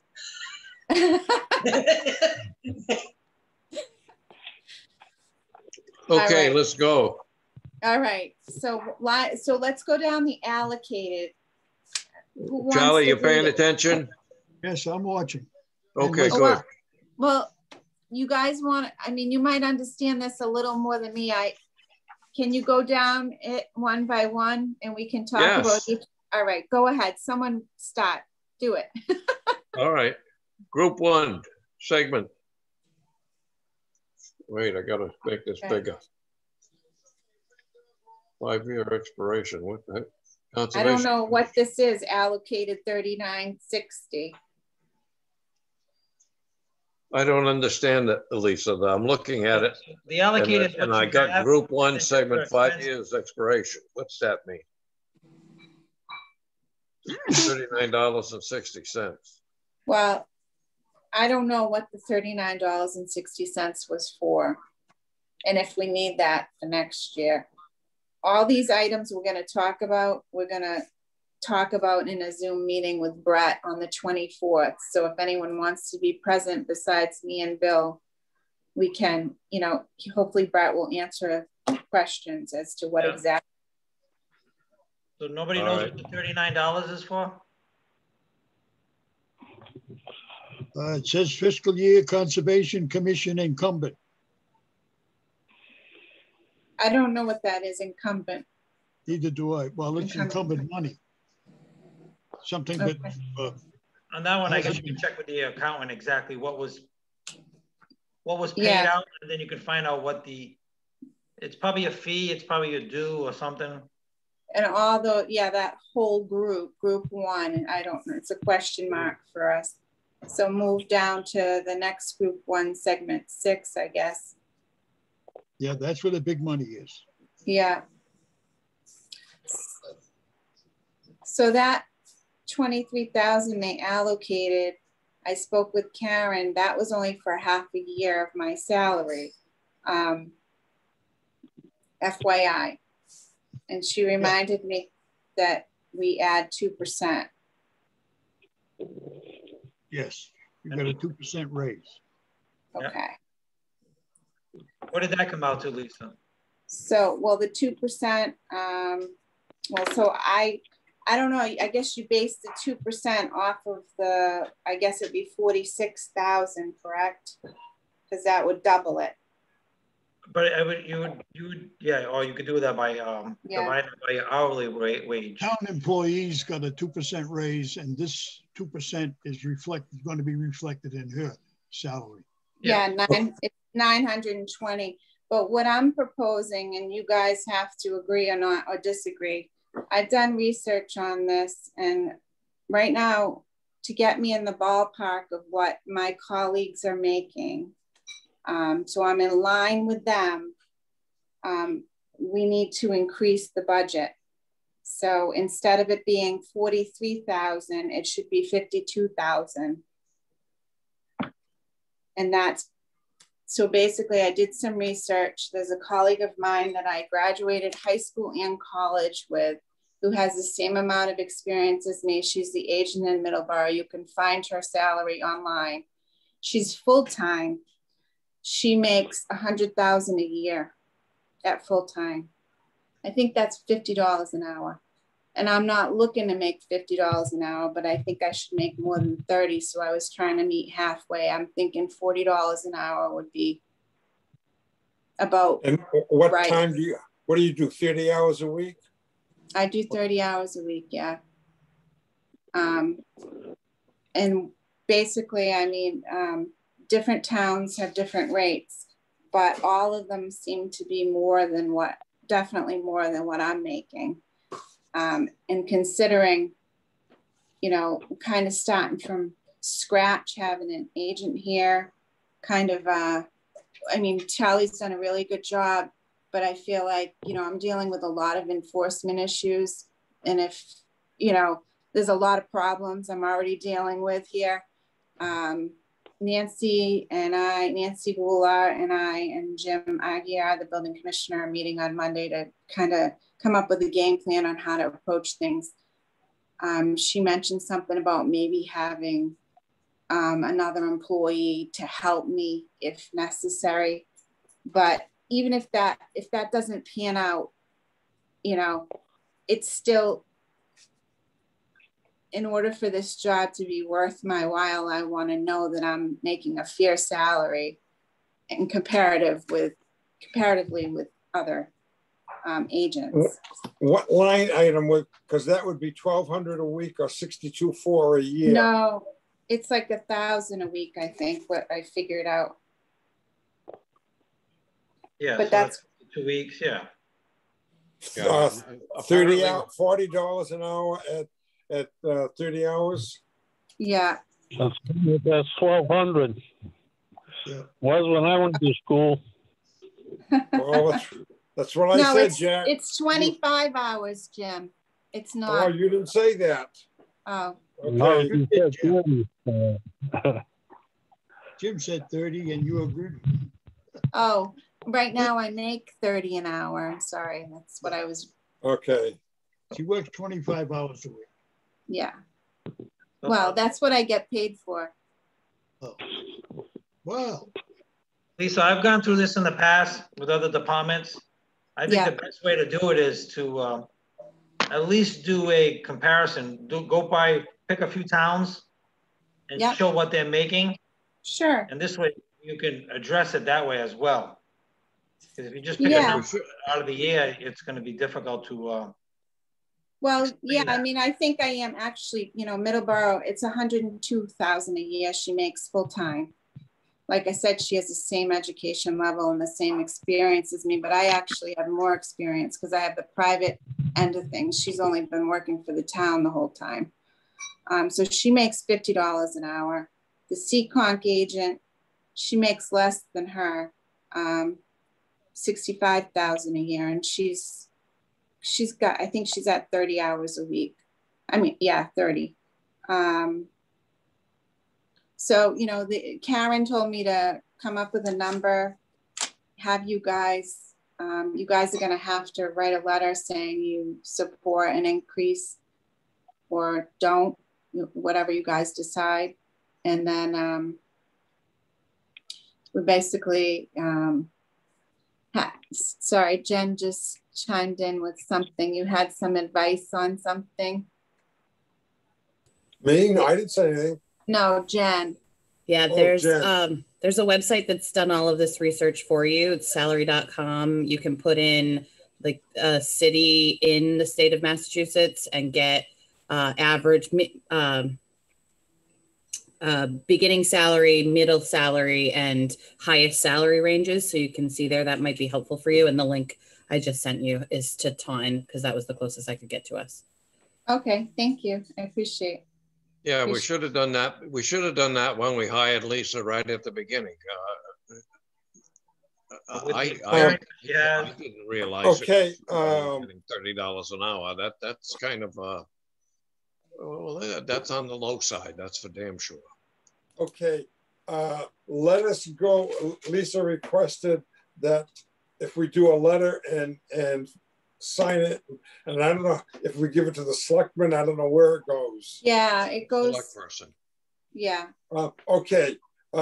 Charlie, do you want to do up a letter requesting that we pay Lisa at the rate of $40 per hour and 25, and then we can all sign it, and then it can go to the selectmen, multiple copies of it, and it can go to the selectmen, and then when it goes to the budget, we can just put in the yearly salary, which would be 52. Yeah, and I don't need that 2%. You know, I mean, at 40, well, it looks like the town accountant's giving it to you anyway. In addition to this? Yes. We don't know. I don't know. No, I think it's factored in now. Okay. I would still recommend just doing a little survey, see. Yeah. Surrounding area, just as a supporting document. Yeah. No, I understand. I will. Kickback, right? Yeah. No, I know. Yeah, I definitely understand that. But yeah, I mean, I appreciate your support, you guys, and in this. Okay. Lisa, just for a little bit of humor, my first job was at 75 cents an hour. Oh, I know. I mean, you were overpaid, Jim. I think I used to make like $6 an hour. Bill, you were probably getting a nickel an hour. Yeah. No, I was digging clams. Oh. I started for $1.25. Yeah. What's that? A more dangerous job than you. Climbing trees. Yeah. Is that what you were doing, Charlie? Climbing trees? That's right. Yeah. Dead trees, dead elm trees every day. I walk under Widowmakers all the time, so. But yeah. All right, okay. Lisa, we'll take care. We'll take care of that. Let's get through this budget thing. Okay, yeah, let's keep going. So yeah, salary for the secretary. I could write a letter, but I need that supporting documentation from you. Me? Yeah, okay, I'll do the research this weekend. Okay.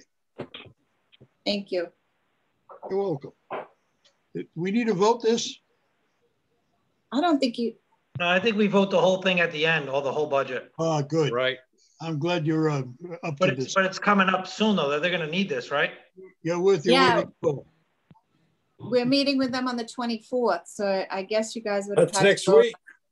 Yeah. That's next Wednesday. Yeah, we should vote on what we spoke on with Lisa's raise, and then everything else we approve. And if that changes, they'll actually plug in the number for us. Okay. Okay. We're going to vote to increase it to $40 an hour. I motion that we pay Lisa at the rate of $40 per hour. Wait, Jim, but you guys are gonna have me do a little research first, though, right? Well, we're going to vote on it, and the letter will come after we vote. Okay. So you do your research and. Okay. Okay. And we'll attach your research to the letter so that they will know that you are getting paid a fair rate in the ballpark or whatever it is, whatever the expression. Yeah, in line. Okay, I made the motion. Is there a second? I'll second it. All in favor? Aye. All opposed? Motion carries. Sounds good. Okay, we got to keep going though. We have Charlie. Are you going to stay the same here? No, it looks like they cut me to 2,400. No, that's half the year. Yeah, it's You're at 48. Yeah. I get overpaid anyway, so. Oh, no. Well, if that was a item we can level fund, though, we should level fund it. Yeah, I would think so.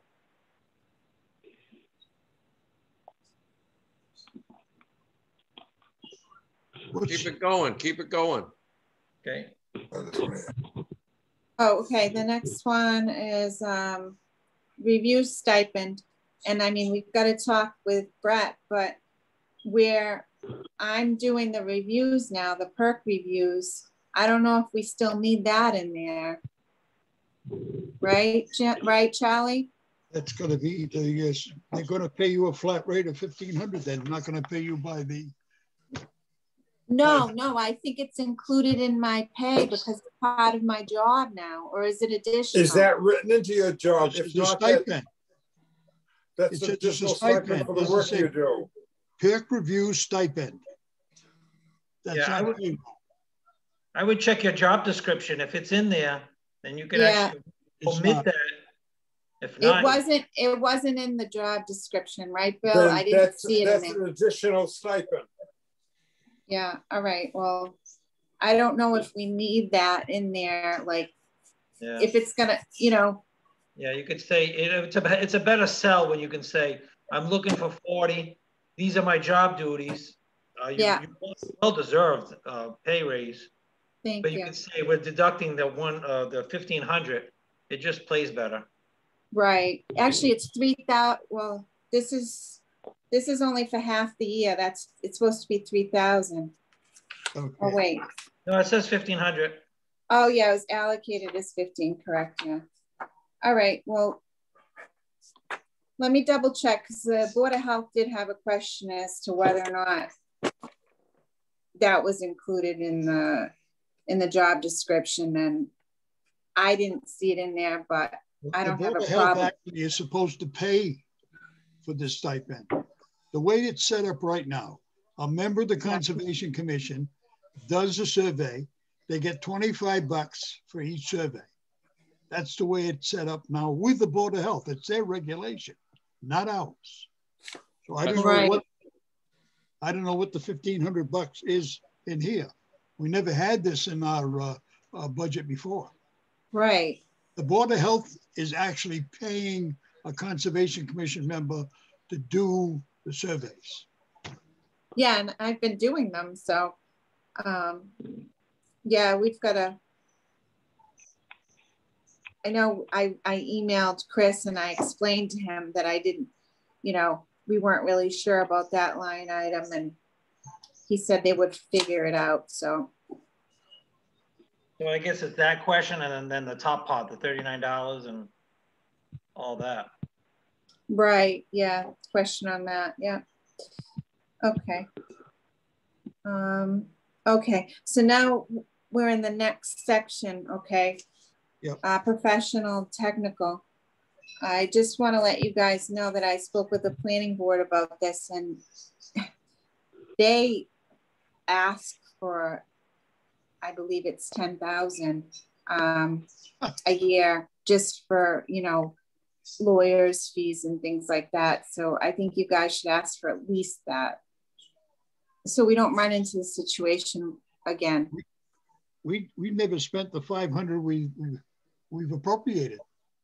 Yeah, we're already $89 over. Okay. Yep, $589.26. Yeah, we're in the hole already. $89 year to date. Yeah, I mean, I don't know what that money was spent on. 10,000 sounds like an awfully big leap from 500. Yeah. Again, you should just check exactly where that money was allocated to. So it says we spent $589 out of the 500. But if we could talk with the town accountant, say, you know, this is where you're new, obviously, to the position. I've never actually seen where this money has been spent. I'm new to this position. Yeah. You could say, I'd like to see just what this came, where we spent this money. Yeah, break it down. If this is, I don't even know where it would come from, but like office supplies is different. So you know exactly what you spent, and if you went over, then you just increase it slightly. Yeah, well, I mean, I just think you guys need a line item in there for for lawyers' fees in the future. And I don't know if that's the line to add it to or not. You know, I mean, as I give out more and more enforcement orders. Yeah. It just again, you should probably find out. I know we don't.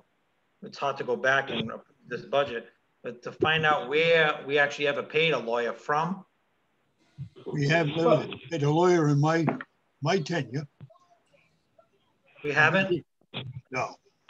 No. This is mostly a professional technical would be for a consultant services, or if you ask for a legal opinion, maybe. We never asked for a legal opinion. We always use town council. We've never been charged for it. Okay, so you don't get charged for town council? Well, we will now. Yeah, okay. Because of that appeal. Somebody's got to pay for it. I don't know where they're going to get the money from. We can't spend the money out of our conservation fund. Well, maybe you bill less than 500. I don't know. So on that one, we're already $89 over.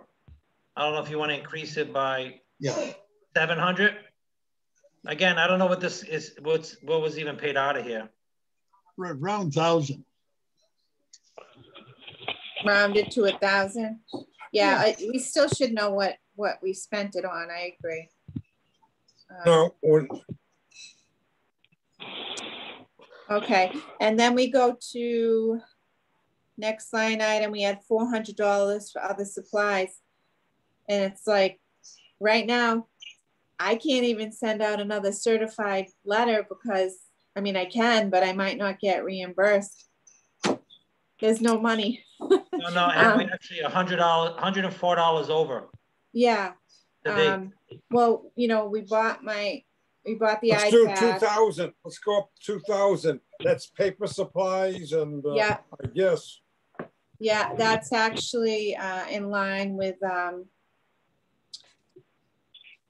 what I was thinking, because you know, right now I'm not sharing a vehicle. I'd like to get reimbursed for my mileage, and I can't right now. It's kind of crazy. We don't have mileage. Can't you get reimbursed, Lisa? What, Bill? Why can't you get reimbursed for your mileage? There's no money. Wait a minute. You know what? We could reimburse Lisa out of that other account, the land account, because that's for. No, just wait, because remember we asked for the 1,000 additional to get us through July 1st. The finance committee is going to meet on that sooner or later, and I'll just submit the bill then. And I have spent about $30 in certified mailing, but yeah, I mean, I would ask where the mileage would come out. When you talk to Chris, just say, hey, for mileage, how is that normally paid out from other accounts? And well, they don't. They have cars. Yeah. You know, the police have the police cars. You know, Brett's trying to say, well, you can use that shared car with Jim and Todd, but from what I understand, it's a piece of junk. The new car isn't there yet. I'm not willing to share a vehicle right now. It's COVID. I mean, not for nothing, but I also have my field gear in and out. It's just. Yeah. There's an old police cruiser down at the landfill. Yeah. So yeah, but there's a new car coming. They ordered a nice SUV that we're going to share, which you know, sharing a vehicle with 2 other people that are full-time and they're both inspectors. Okay, we'll see how that works. Is it electric? I would just say come to work earlier than they do. Yeah, yeah. Jim gets the Todd gets there at 7:30. Up at 6. Yeah. Well, what do you do now with this vehicle that you share with 2 other people? After they use it, do they sanitize it for you, or do you sanitize it for them, or what? Yeah, apparently we can bring it to the police or the fire station, and they have some equipment to sanitize it, but That's time out of your day too. Like, yeah, I don't know. Well, I think you ought to be using your own vehicle with your equipment in it. You ought to get paid for your mileage. Yeah. I mean, I try to consolidate trips and limit. I mean, I'm not, you know, it was like $18, I think, 1 week, or maybe 2 weeks, $18 or something like that. It's not a lot of money. It adds up though. But it does add up, you know, and it's wear and tear on my car. But anyway, I mean, I think $2,000 might be a good number in there, right, considering let's do that then. Office supplies and things like that. And I also would like, you know, to talk about so I still don't have a phone, guys. So all the calls are going to my cell phone.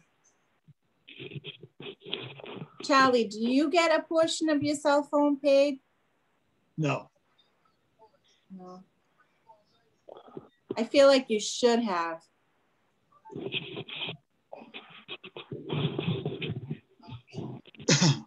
My plan's only $38 a month, Lisa. Well, that's good. There you go. T-Mobile. Check with Lisa, if you don't mind, check with Todd, because he's the most recent person that did it.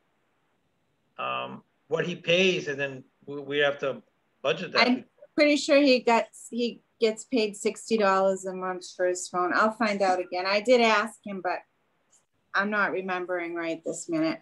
Actually, did I write it down? What happened to the phone they gave you, Lisa? Oh, the phone they gave me can't work in our office. It's only for the other town hall. So they're ordering a new phone.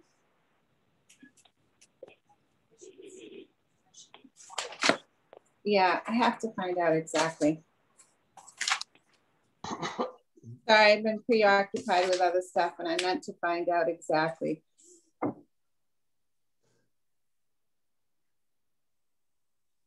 You want to raise the dues and subscriptions? So what was that, Charlie? Well, we already killed the other supplies and professional and technical. We have one item left to do. Dues and subscriptions. It's We haven't spent it all right now. Yeah, we still have $78 left. But yeah. My only question with that is, to keep any certifications or licenses, Lisa, are you required to have certain trainings? Me? No, I mean, I don't. I would like to start going to the MACC meetings again and things like that. So would that be the professional technical account? No. No. Yeah, for the dues and subscriptions, if she was part of MACC, like I think when I first started, just to get more familiarized, I'm a member now of MACC, and I also pay the extra $15 for the handbook. You shouldn't have to pay for that. That should come out of the commission's budget. Yeah, but you know what? I had just started, and I just paid for that originally, but that's all right. But I'm saying for yourself to sign up if you're not part of. I'm not sure how it works. Yeah, I don't recall the exact amount, so I have some research to do this weekend. We can raise it by 100. We have one extra member. Or even up to 1,000, and with increase in dues, additional membership, and you should be on there too, Kevin. Yeah, I do take part of any training that I can get. Yeah, let's honestly, go to 1,000 on that. It just helps you with your job. Yeah, 1,000. All right. Yeah, that seems reasonable. Even 800. Yeah, with that, they're going to ask for an explanation. You can mention we have 2 new individuals there, Kevin and Lisa.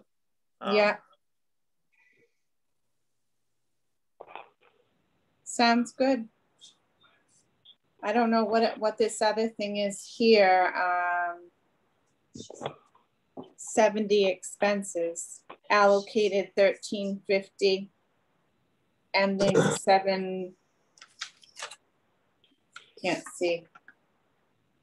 769 or 99? What does that say? Okay. So going back to conservation agent, we're going to eventually fill that in at 52,000. Right, Charlie? Half that. Yeah, $40 an hour at 25 hours a week. 52,000. That's 1,000 a week for 52 weeks. Yeah.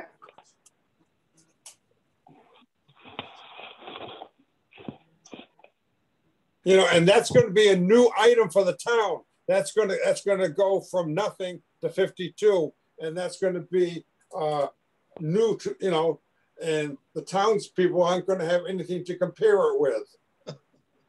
Well, I'm gonna. All the girls in the office are going to be jealous. That's for damn sure.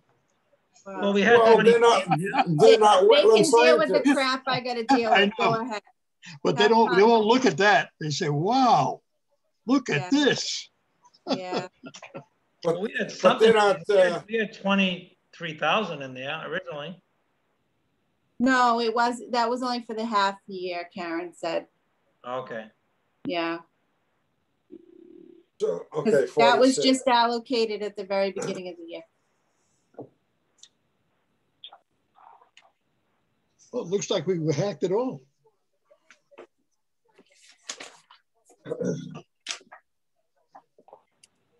When we first hired you, Lisa, well, how was that number? How did they come up with that number? 30,000. Right. I don't even. I'm not even positive, and I should have been on. I should have done my research ahead of time.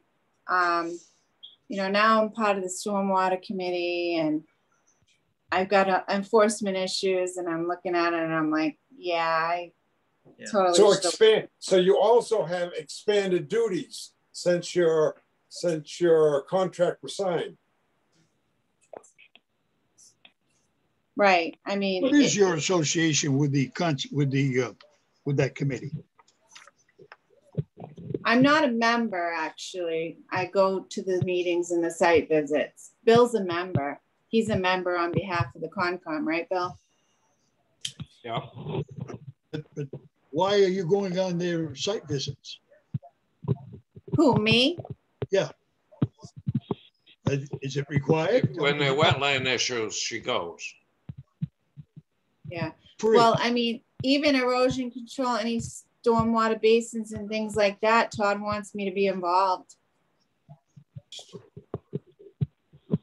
Any, you know. If they're asking you to work for them, then they should be putting something in their budget for you. This is completely different. Well, work with the conservation. Yeah, that's the health department over there. I mean, they're asking you to go help them out. I mean, You in the same breath, you know, Jim Aggie has the building inspector, and he's not getting compensated for going to the meetings. That's you part know, of his job title. If he's the building inspector, he has to go to building meetings. Who the hell else is going to go? No, it's a stormwater committee. I think it's almost expected because everything intertwines with each other. So Yeah. Especially stormwater and you need a little bit conservation. of everybody's expertise because missing. Yeah, it's one thing. It's one thing if they ask you to go to a meeting, but then they ask you to go out, you know, go review this and go look at this and go look at that. Well, now that's a whole different deal. You know, if you want to go to a meeting, you go to a meeting, but well, you know, you spend a couple hours going to look at this site and then 2 or 3 hours looking at that site. That's a whole different deal. No, I haven't done that. It's just part of the committee. The committee is a conglomerate of each board in town. I think it's great because everybody, you know, gets on the same page about the projects and learns, you know, walk the site together and you really see it, you know, on the ground truth thing. And the stormwater meetings are always in the middle of the day. Yeah. Yeah, and we have pizza, and Todd always makes cookies. Just for the I record. want to go now. Maybe I'll make the cookies for next one. So I really like going to my stormwater meetings. Get your Okay, blood what's sugar up? up now.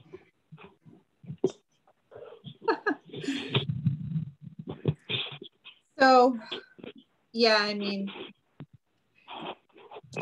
I think it's necessary because the stormwater regs are pretty complex. And right now, you know, we don't have like a stormwater agent in town. We don't have an town engineer, right? So we need. Todd is the closest thing we got. Yeah. He's got an engineer stamp. Is he actually, I thought, is his title for the town engineer? No. I think so. His I don't position think is it- a health agent. Yeah. Yeah, but he was an engineer for the state before he came here. No, I and believe he- he's still yeah. doing engineer's license. Oh, He is an he's engineer. definitely an engineer. He's very bright. We're lucky to have him. But for the Yeah, town, he's a he has a lot of work, but he's a health agent. Right. Yeah, no, I mean, with the complex issues of stormwater, I think it's necessary for everyone to be on the same page in town and review the projects. And I think it's great. Nancy Goulet's she's very smart. It's good to be a part of that. I'm glad I'm a part of it. I mean, I hope you guys want me to be a part of it. Yeah, you Bill's have right. to be. They get a lot done. Yeah. You have to be part of it, Lisa. Yeah. It's connected. It's water. Right. You know, I mean, I'm going to be doing inspections, erosion control inspections for the projects as they're approved through stormwater and conservation. Even if they're not, you know, a conservation notice, even if they're not a notice of intent for us, there's still stormwater controls that need to be looked at. Doesn't necessarily, you know, cut me out of the picture just because it's not, you know, a wetlands issue. Stormwater is involved. Okay, moving along. Nothing left. We got the piece. We got the budget taken care of. Yeah. Okay. What's next? Okay, so every year when you submit the budget to them, Charlie, do you just mark up like the ledger, or do you write them a letter, or how does this work? I don't think that I've written them a letter or written a budget since I've been here. Oh, okay, so maybe we just go line by line with Brett and. Well, usually you have to go to a meeting. The finance committee approves budgets, correct? Yes. I've been to finance committee meetings where they run over the budget and you get a chance to argue back and forth. They don't necessarily give you what you ask for in your budget. They determine what you need and that's what you get. Okay, but as far as bringing something to the meeting with Brett, I mean, a marked up copy You're going to of the bring ledger. figures to the meeting with Brett. Yeah, it's The based figure on what we just did went over. today. Okay. So Lisa, based on your discussion today and what the board agreed on, you bring that to Brett. You talk about different things, and then eventually it'll go before the finance committee. Yes. And they're gonna pick it apart, probably a little bit, and we'll go from there. Okay, sounds like a plan. Yep.